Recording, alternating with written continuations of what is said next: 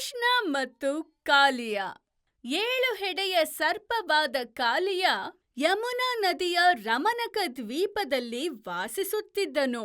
ಮಹಾವಿಷ್ಣುವಿನ ವಾಹನವಾದ ಗರುಡನಿಗೆ ಹೆದರಿ ಕೃಷ್ಣನು ವಾಸವಾಗಿದ್ದ ಬೃಂದಾವನಕ್ಕೆ ಬಂದನು. ಒಂದು ಶಾಪದಿಂದಾಗಿ ಗರುಡನು ಬೃಂದಾವನಕ್ಕೆ ಬರಲಾಗಲಿಲ್ಲ. ಹಾಗಾಗಿ ಕಾಲಿಯ ಸುರಕ್ಷಿತವಾಗಿ ಉಳಿದನು. ಕಾಲಿಯನು ಎಷ್ಟು ವಿಷಕಾರಿ ಎಂದರೆ ಯಮುನಾ ನದಿಯು ಕಪ್ಪುಗಟ್ಟಿತು.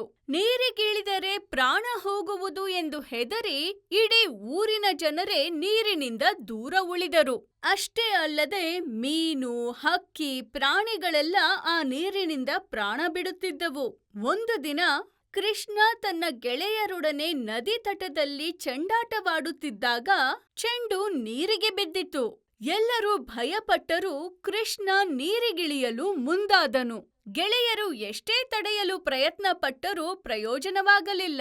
ಕಾಲಿಯ ಕೃಷ್ಣನನ್ನು ಕಂಡ ತಕ್ಷಣವೇ ಹೆಡೆಯೆತ್ತಿ ದಾಳಿ ಮಾಡಲು ಮುಂದಾದನು. ಆದರೆ ಕೃಷ್ಣನು ಚುರುಕಾಗಿ ಕಾಲಿಯನು ಬಿಡುತ್ತಿದ್ದ ವಿಷದಿಂದ ತಪ್ಪಿಸಿಕೊಳ್ಳುತ್ತಿದ್ದನು. ಇದರಿಂದ ಕಾಲಿಯ ಕುಪಿತಗೊಂಡನು. ಕೃಷ್ಣ ಚುರುಕುತನದಿಂದ ತಪ್ಪಿಸಿಕೊಳ್ಳುತ್ತಿದ್ದನು. ಕೃಷ್ಣನನ್ನು ಪುಡಿ ಮಾಡಲು ಕಾಲಿಯ ಅವನನ್ನು ಸುತ್ತಿ ಬಂಧಿಸಿದನು. ಆದರೆ ಕಾಲಿಯ ಸೋಲೊಪ್ಪಿಕೊಂಡು ಕೃಷ್ಣನನ್ನು ಬಿಡುವಷ್ಟು ಗಾತ್ರಕ್ಕೆ ಕೃಷ್ಣ ಬೆಳೆದನು.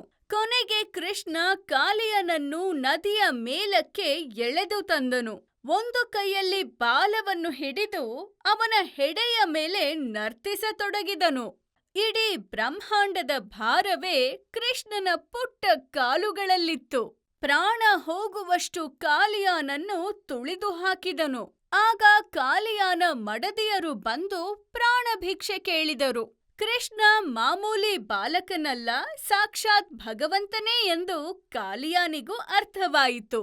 ಕಾಲಿಯಾನನ್ನು ಕ್ಷಮಿಸಿ ಮತ್ತೆ ರಮನಕ ದ್ವೀಪಕ್ಕೆ ತೆರಳು ಎಂದು ಆಜ್ಞಾಪಿಸಿದನು. ಹೆಡೆಯ ಮೇಲೆ ಕೃಷ್ಣನ ಹೆಜ್ಜೆ ಗುರುತಿರುವುದರಿಂದ ಗರುಡ ದಾಳಿ ಮಾಡುವುದಿಲ್ಲವೆಂದು ಆಶ್ವಾಸನೆ ನೀಡಿದನು.